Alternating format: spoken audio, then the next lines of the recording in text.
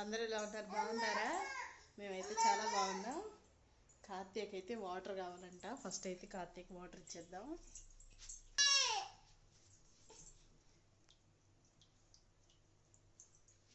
ఈరోజు డిన్నర్లో స్పెషల్ చూపిస్తానండి మీకు.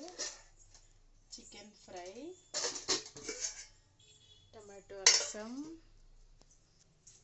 ఇక్కడ వైట్ రైస్, ఇవన్నమాట.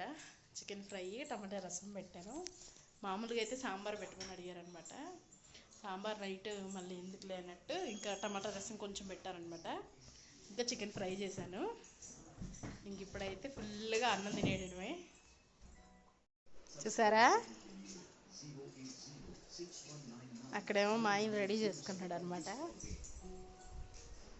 మా ఆయనది.